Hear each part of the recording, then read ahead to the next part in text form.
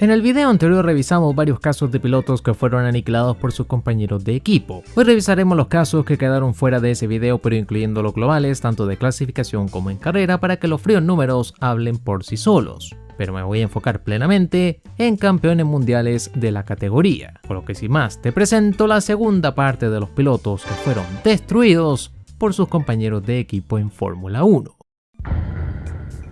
Volviendo a la lista de víctimas de Fernando Alonso, dos destacan sobre el resto. Stoffel Vandoorne fue mencionado en los comentarios de la parte anterior, y es que Alonso lo terminó destrozando. En su segunda y amarga aventura con el equipo Papaya, el asturiano quedó emparejado con Jenson Button, con quien más que pelear en pista, peleó para que el auto llegara vivo hasta la línea de meta, dejando un global que fue parejo tanto en clasificación como en carrera. Pero cuando el británico anunció su retiro a final de 2016, el belga Stoffel Vandoorne fue ascendido a piloto titular luego de llevar varias temporadas en la banca, aunque técnicamente ya había debutado porque reemplazó a Alonso en Bahrein 2016 luego del duro accidente que tuvo el asturiano en el Gran Premio de Australia. En su temporada de novato, Alonso lo terminó aniquilando en las clasificaciones con un marcador de 16-3, aunque en carrera quedaron igualados 9-9, una cifra que es algo engañosa porque Alonso sufrió 7 retiros durante la temporada, otros 3 que no contaron como retiro porque alcanzó a completar suficientes vueltas para clasificarse igual, una no participación en el Gran Premio de Rusia porque se le rompió el auto en la vuelta de formación, y aparte no corrió el Gran Premio de Mónaco porque fue a probar suerte en la Indy 500, mientras que Vandoorne tampoco la tuvo fácil, aunque solo tuvo 5 retiros y una no participación en el Gran Premio de Bahrein. En la temporada 2018 Alonso se quedaría un año más con McLaren solo porque los de Woking rompieron su alianza con Honda para motorizarse con Renault.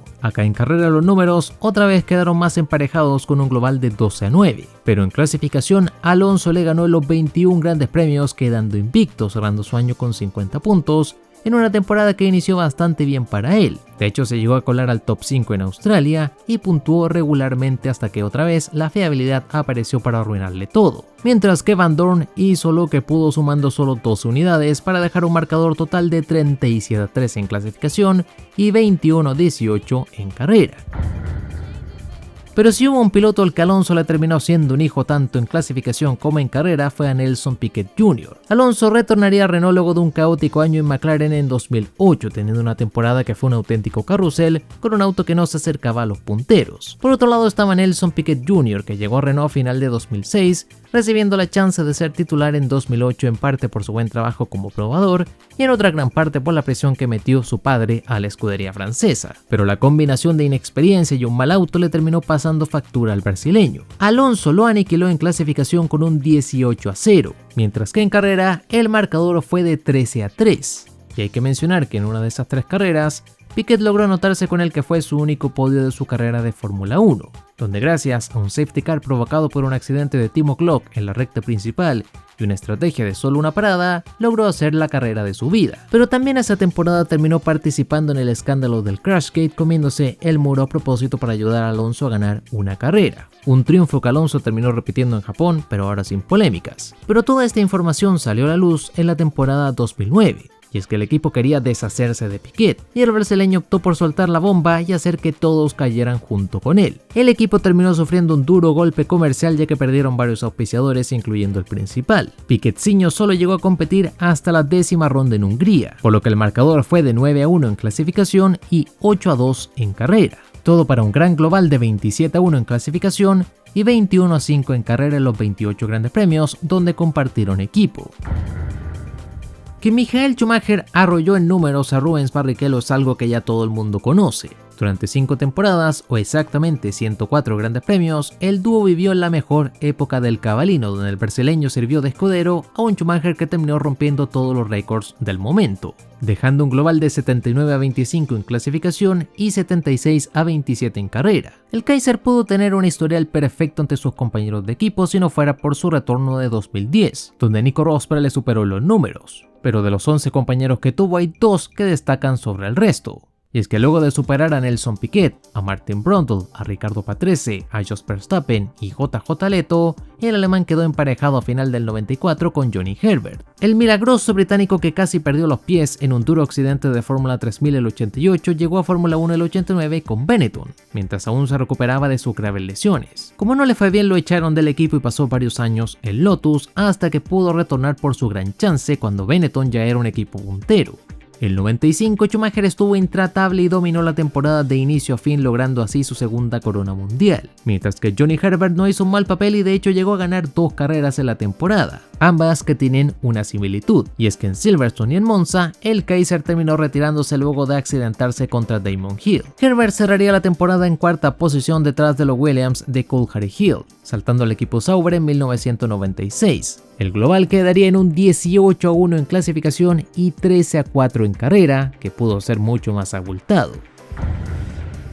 A la temporada siguiente, Ferrari renovaría su plantilla fichando a Michael Schumacher de Benetton y a Eddie Irvine procedente desde Jordan. El norirlandés iniciaría bien su temporada con Ferrari, ya que superó a Schumacher tanto en la clasificación como en la carrera en Australia y le arrebató el podio. Pero luego sufrió una serie de retiros provocados por fallas mecánicas y sobre todo muchísimos incidentes de carrera, todo mientras el Kaiser ganaba carreras y se mantenía constantemente en el podio. Esta historia no cambió mucho en 1997 y los medios italianos exigían el despido inmediato de Eddie Irvine, ya que el número 2 en Ferrari volvió a estar involucrado en otra serie de incidentes. Pero en 1998 terminó firmando una extensión de contrato donde, a cambio de tener libertad para elegir su estrategia y configuración del monoplaza, tenía que cumplir el rol de segundo piloto asistiendo a Schumacher en todo. Y aunque en 1999 fue más protagonista luego del accidente de Schumacher, que lo sacó media temporada de las pistas y casi gana el título mundial, esto no borra su historial de 55-4 en clasificación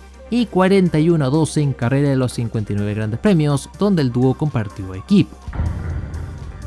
Pero si Schumacher tuvo a Barrichello a su lado para ayudarle en sus campañas, Mika Häkkinen tuvo a David Coulthard. El dúo compartió equipo desde 1996 hasta 2001 durante 99 grandes premios, pero la diferencia en números no es tan abismal como se cree. Mika le superaría en 68 de 31 qualis y en carrera el global fue de 50-39. De sus 8 compañeros de equipo por su paso en Fórmula 1, solo hay uno al que aniquiló y ocurrió durante una época muy compleja para McLaren. Estoy hablando de Martin Brundle y de la alianza entre McLaren y Peugeot. Senna dejaría McLaren por Williams en el 94 y para comandar el equipo Häkkinen fue ascendido titular y Brundle se supone que iba a traer la experiencia para mantener el equipo peleando con los grandes. En las 15 carreras en las que compartieron equipo, Mika se retiró en 7 y Brundle en 9. Y es que el motor Peugeot era literalmente el motor de un cohete, algo que terminó descubriendo de mala manera Martin Brundle en Gran Bretaña. Mika lograría colarse a 6 podios en el año, mientras que Brundle lo consiguió en Mónaco y Australia, dejando un global de 7-3 en carrera. Pero la gran diferencia estuvo en las clasificaciones, donde Mika terminó el año invicto con un 15-0, solo perdiéndose el Gran Premio de Hungría por una sanción que recibió en Alemania, donde fue reemplazado por el piloto francés Philippe Alliot. El dúo de McLaren de 1984 fue Alain Prost y Niki Lauda. El profesor saldría vencedor de los duelos personales, pero no del campeonato, y a pesar de ganar 7 carreras versus 5 de Lauda, terminó perdiendo el título ante el austriaco, que lo ganó por medio punto en la final en Portugal. Pero 1985 fue una temporada muy diferente. Prost lograría su primer campeonato mundial con 5 victorias, que pudieron ser 6, pero le anularon una en San Marino por correr bajo el peso mínimo, mientras que Niki Lauda tuvo una de sus peores temporadas, sufriendo 11 retiros en 16 grandes premios. Y además en Bélgica tuvo un duro incidente que, si bien no le rompió la muñeca, lo dejó incapacitado para correr esa carrera y el Gran Premio de Europa, aunque al menos pudo subir una vez al podio cuando ganó el Gran Premio de Países Bajos. Hasta el momento números que se explican por todos los retiros que sufrió, pero las clasificaciones, Lauda solo pudo entrar al top 5 una vez en el Gran Premio de Austria, mientras que Prost se anotaría 5 poles en el año. A final de temporada, Lauda dejaría la categoría de manera definitiva, y aquel 85 ensució sus números contra Prost, quien ganaría en un global de 29-2 en clasificación y 18-9 en carrera. Esa misma temporada, Keke Rosberg finalizaría el mundial en tercera posición y McLaren lo ficharía como reemplazo para Lauda en 1986. Donde Prost lograría un dramático título mundial en Australia, ganando por solo 2 puntos ante un bigote cósmico que sufrió un icónico pinchazo. Pero Keke tuvo un año horrendo que en parte no fue su culpa, y es que el diseñador del monoplaza de McLaren, el MP42C, era John Barnard. Diseñó el auto específicamente para el estilo suave de Prost y Lauda, no permitiendo que se modificara nada del monoplaza para ayudar al estilo más agresivo de Rosberg. El único momento en el que dio su brazo a torcer fue cuando le ficharon de Ferrari, pero aparte Keke sufrió un duro golpe emocional, Y es que durante el año, Elio De Angelis perdió la vida en unas pruebas privadas con Brabham en Paul Ricard, lo que le afectó tanto que decidió retirarse del automovilismo a final de año. Y eso hay que sumar que la suerte tampoco le ayudó porque la fiabilidad no estuvo de su lado, e incluso perdió una victoria en Australia porque confundió el ruido de un pinchazo con el de una falla de motor. Prost cerraría la temporada en la cima del mundial con 72 puntos, mientras que Keke fue sexto con solo 22 unidades, dejando un global de 12-4 en clasificación y 12-2 en carrera. Para suplir su baja, McLaren ficharía a Stefan Johansson, pero Prost también lo destruyó con un global de 16-0 en clasificación y 9-4 en carrera, hasta que llegó a Ayrton Senna a romper todos los esquemas dentro de la escuadra de Woking. Pero si se habla de Prost, hay que mencionar a Senna. El astro brasileño tuvo un increíble 84 que le terminó abriendo las puertas del equipo Lotus. El 85 tendría como compañero de equipo a Elio De Angelis, a quien superó 3-3 en clasificación y 7-6 en carrera. Para 1986, Lotus planeaba fichar a Derek Warwick, pero dicen las malas lenguas que Senna bloqueó el fichaje, así que tuvieron que buscar a otro piloto fichando a Johnny Dumfries, séptimo marqués de la isla de Bute de Escocia, que logró ganar el título de Fórmula 3 británica el 84 con 14 victorias. Pero su debut con Lotus en Fórmula 1 fue bastante amargo, y es que mientras Senna subía a los podios y ganaba carreras en España o Detroit, Dumfries se esforzaba por puntuar, logrando solo 3 unidades versus los 55 puntos que consiguió Senna. El brasileño terminaría la temporada invicto en las clasificaciones con 16-0, mientras que en carrera el marcador fue de 10-2. En 1987 Lotus necesitaba desesperadamente un motor luego del retiro de Renault. Por otro lado estaba el japonés Satoru Nakajima, al cual Honda estaba buscándole un asiento de manera desesperada. Por entonces, Honda tenía un acuerdo exclusivo de motores con el equipo Williams, y estaban forzando a Frank a que despidiera a Nigel Mansell para poder darle el asiento a Nakajima. Pero como Frank se negó a despedir a Bigote, aprovecharon la situación de Lotus para hacer un trato. Con esto Nakajima finalmente pudo debutar en Fórmula 1, pero tal como le pasó a Dumfries, estuvo a años luz de su compañero. Senna se anotó con 2 victorias, una pole y 6 podios, cerrando la temporada con 57 puntos, mientras que Nakajima terminaría 12º con solo 7 unidades, dejando un global de 16-0 en clasificación y 12-2 en carrera. Nakajima se quedaría otro año en Lotus teniendo un año miserable, mientras que Senna saltaría al equipo McLaren a hacer historia.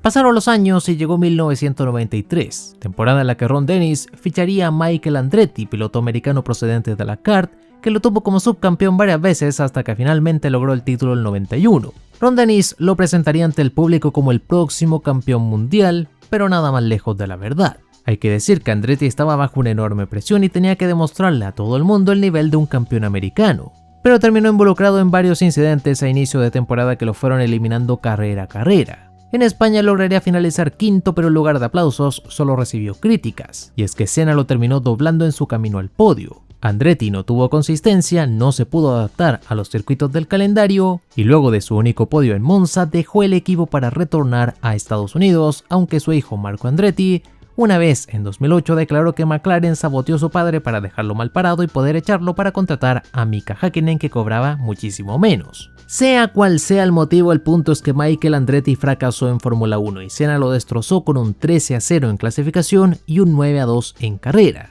2 duelos que solo ganó porque en esas 2 carreras Senna terminó retirándose. Como siempre, al final del video le doy las gracias a todos los miembros del canal que pueden disfrutar de los videos antes de tiempo. Y si quieres apoyarme de manera gratuita, te invito a suscribirte, dar a la campanita y dejar tu like, así de paso no te vas a perder nada del contenido semanal. El Discord del canal lo puedes encontrar en el comentario fijado y también en la descripción, donde están todas mis redes. Y así más, soy Spectrox, te mando un gran saludo y nos vemos en el siguiente video.